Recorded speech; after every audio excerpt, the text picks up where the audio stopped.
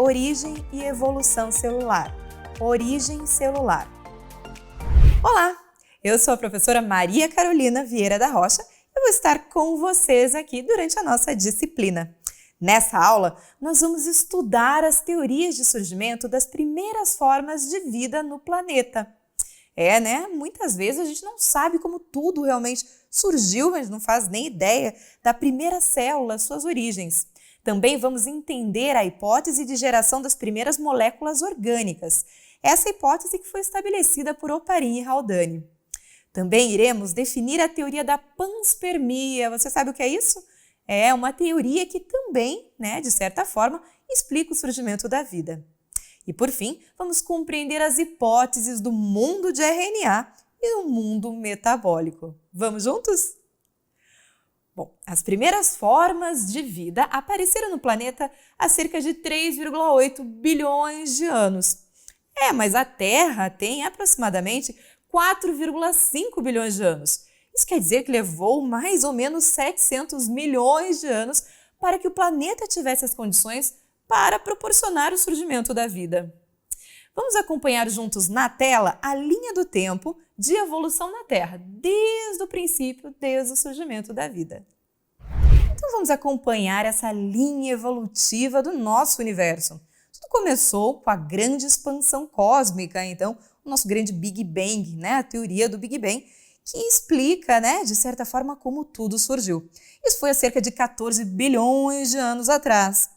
Bom, a Terra surgiu 4,5 bilhões de anos, olha ela ali, o nosso planetinha, surgindo então após o aquecimento da nossa estrela maior que nos aquece, que é o Sol.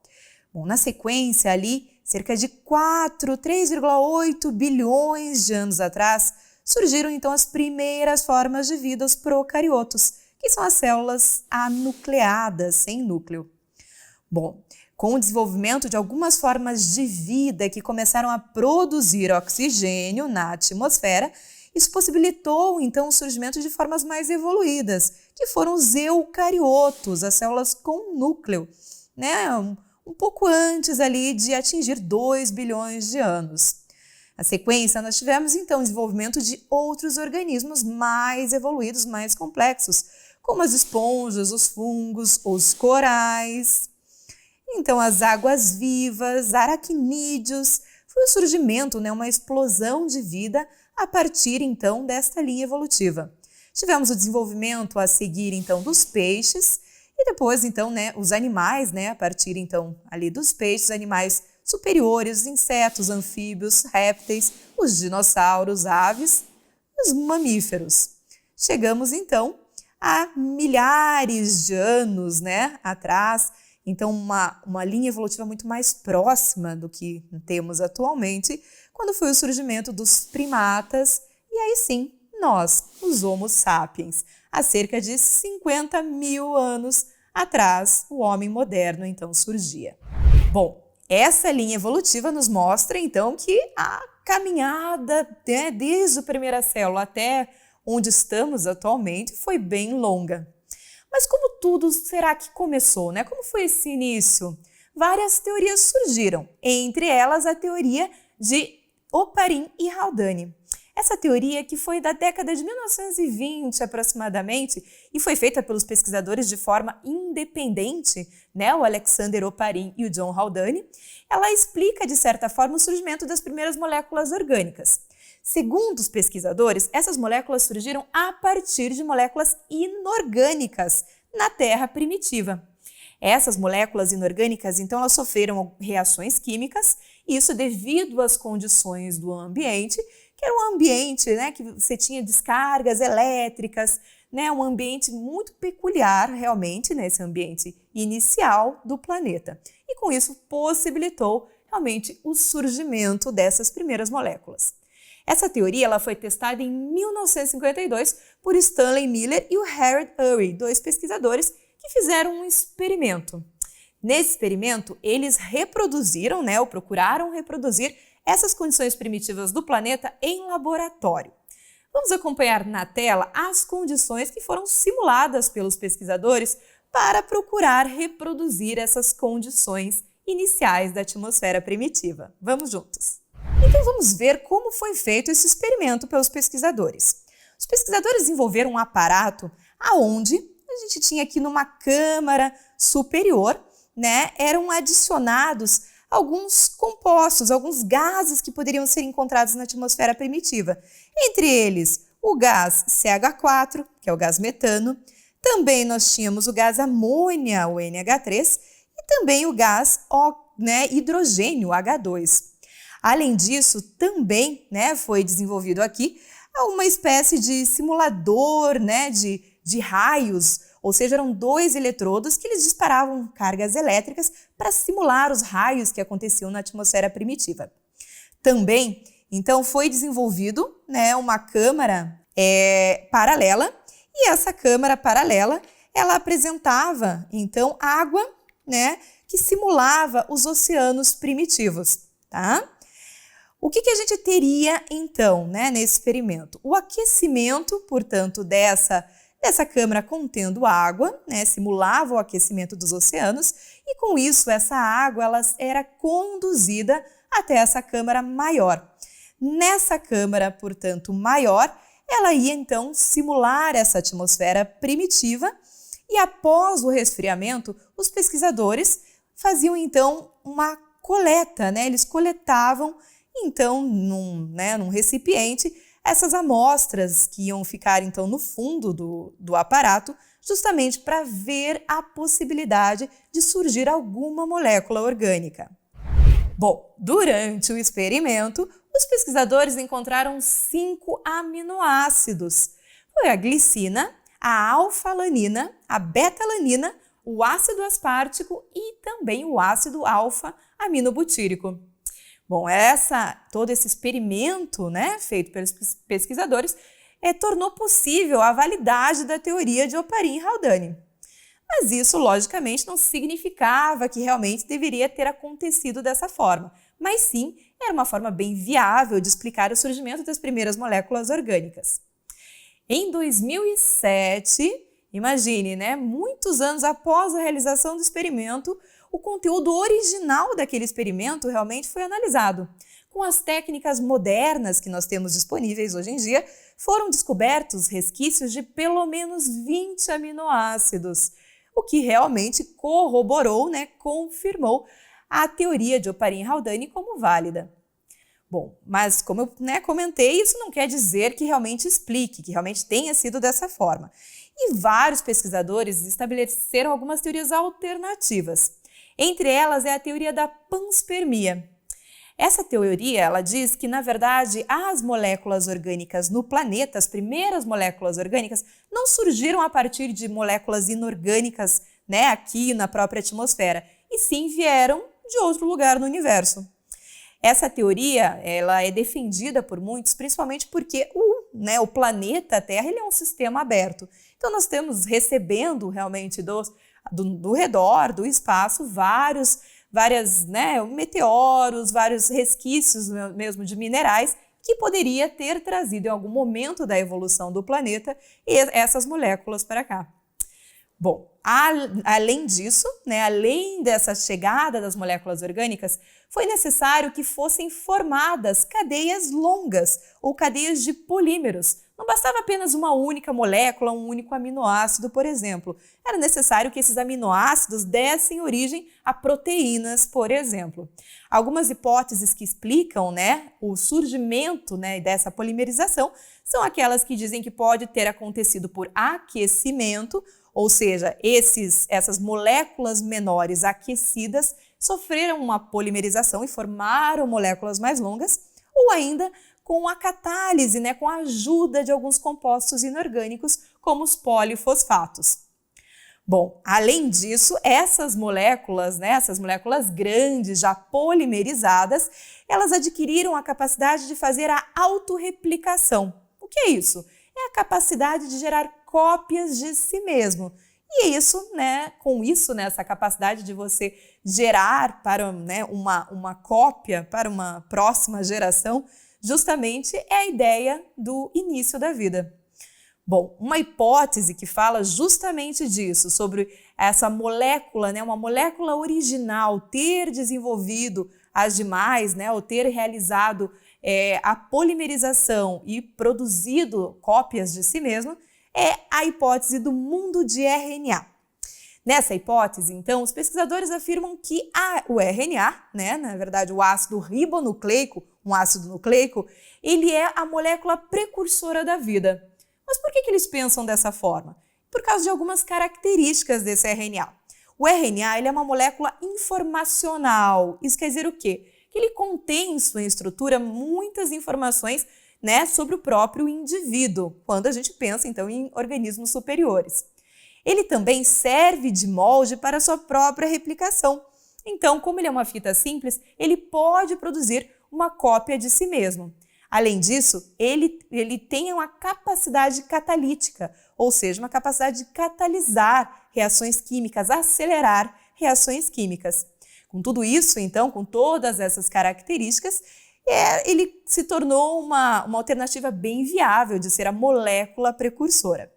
Bom, outros pesquisadores, eles vão por um outro viés. Eles acreditam que não só o RNA, mas um conjunto de moléculas, então, de uma forma sinérgica, trabalharam juntas para que fossem desenvolvidas, então, moléculas mais avançadas e as primeiras formas de vida. Essa hipótese é chamada de hipótese do mundo metabólico, justamente porque trabalha com metabolismo de diversas células. Bom, o início dessa formação, né, celular não foi apenas com o surgimento dessas macromoléculas, né, desses polímeros, dessas moléculas longas. Foi necessário que essas moléculas também fossem encapsuladas, ou seja, formada uma membrana ao redor dessa estrutura. Por que isso? Porque se tornaria muito mais vantagem para aquela inicial, aquela precursora, aquela molécula que estava conseguindo se replicar, né, que estava conseguindo gerar essas cópias de si mesma também e promover, né, o seu desenvolvimento frente às outras. Seria muito mais vantajoso para ela se ela ficasse isolada do meio externo. Aí, então, surgiu a ideia que realmente deve ter, na sequência evolutiva do desenvolvimento celular, surgido as primeiras membranas. Bom, as membranas, elas são formadas devido à característica de organização dos fosfolipídios, que são macromoléculas anfipáticas. O que isso quer dizer? Quer dizer que elas têm porções que são hidrofóbicas, ou seja, que não gostam de água, enquanto elas têm porções na própria molécula que são hidrofílicas, que têm afinidade com água. Vamos ver na tela a estrutura, então, de uma membrana bilipídica, formada, então, por fosfolipídios. Então, aqui nós temos a nossa ideia da primeira membrana, realmente, e essa primeira membrana, ela é formada, né, por essas estruturas, cada uma dessas estruturas, então elas são um fosfolipídio. Esses fosfolipídios, quando se unem, portanto, o que acontece? Eles formam uma bicamada, né? Então você tem lipídios na parte interna e na parte externa. Nesse miolo, né, aqui no intermediário, aqui onde está em amarelinho, é a porção hidrofóbica, ou seja, aquela que não gosta de água. E essa porção, ela funciona nas membranas limitando o acesso. Isso porque a maior parte das moléculas são polares ou são hidrofílicas, gostam de água e elas não conseguem penetrar muito facilmente nesse espaço.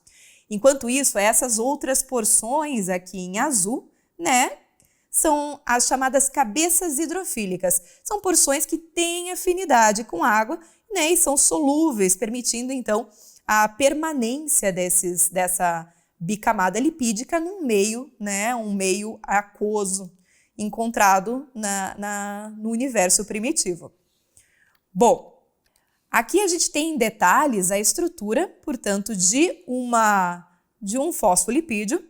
Esse fosfolipídio, portanto, ele vai ter esta cabeça que a gente chama de hidrofílica, ou seja, que é polar, que gosta da água, né, que vai estar em contato com o meio aquoso, enquanto ele vai ter essas cadeias de hidrocarboneto, esse corpinho ali, né, essa parte de baixo, que é hidrofóbico, ou seja, que não gosta de água, sendo apolar. Quando, então, em um meio de solução aquosa, que é o meio, né, comumente que a gente encontra, né, principalmente no meio primitivo, a ideia que a gente tem do surgimento das primeiras células, essas moléculas elas vão se organizar naturalmente, formando essa bicamada lipídica. Bom, após o desenvolvimento, então, das primeiras macromoléculas e a sua compartimentalização, então, através das membranas, né, o seu isolamento do meio através das membranas, o próximo passo foi o desenvolvimento do metabolismo. Isso porque se tornou necessário, então, que os organismos se desenvolvessem, se tornassem mais complexos. A atmosfera primitiva, ela era anóxica. Isso quer dizer que ela não tinha oxigênio livre no meio. Portanto, os primeiros micro-organismos, eles eram anaeróbios. E uma das formas de gerar energia em uma atmosfera anóxica é a glicólise, né, que é a quebra da glicose para a geração de ATP, que é uma molécula energética, né, muito importante para a célula. Entretanto, a geração de ATP pela glicólise é bem baixa, né? Então ela tem um rendimento bem baixo. Bom, com o desenvolvimento de um metabolismo de fotossíntese anoxigênica, ou seja, alguns organismos passaram a realizar a fotossíntese, a realizar a produção de energia com a luz solar, com o gás carbônico e água, na ausência, né, do oxigênio, e começaram a aumentar com isso, com essa fotossíntese, né? Durante a fotossíntese, um metabólito que é gerado é justamente o oxigênio. Então, fazendo essa fotossíntese, eles começaram a gerar oxigênio na atmosfera.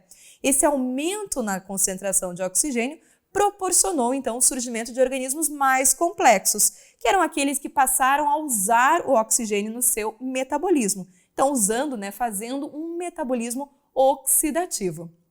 Vamos acompanhar, então, na tela esse processo evolutivo, né, associado ao aumento do oxigênio na atmosfera. Então, o que temos aqui, né, a linha evolutiva, portanto, né, a gente tem aqui o desenvolvimento, né, nessa coluna do oxigênio atmosférico na atmosfera primitiva, né, no surgimento da Terra, e a partir ali de 3,2 bilhões de anos, mais ou menos, se deu início, né, com a produção de oxigênio pelos micro-organismos anaeróbios, né, a fotossíntese anoxigênica tem início. Com isso, então, a quantidade de oxigênio passa a subir. Então, nós temos aqui, ó, um aumento realmente dessa concentração de oxigênio na atmosfera. Isso, então, permite o surgimento de outras formas de vida mais complexas, como, por exemplo, né, aqui as plantinhas terrestres e também nós, os mamíferos placentários. No filme A Árvore da Vida, as origens da vida na Terra e os seus significados são apresentados, juntamente com os dilemas de uma família norte-americana na década de 1950. Com uma fotografia surpreendente, o filme discute as relações e a existência humanas, dentro da imensidão do surgimento do universo. O que aprendemos? Concluímos essa aula com uma imagem representando o que acreditamos ser o início do surgimento do universo, uma grande explosão ou expansão cósmica denominada de Big Bang há mais de 13 bilhões de anos atrás. Demorariam outros bilhões de anos para que as primeiras formas de vida, ainda rudimentares, surgissem em nosso planeta e dessem origem a todos os seres vivos que hoje conhecemos.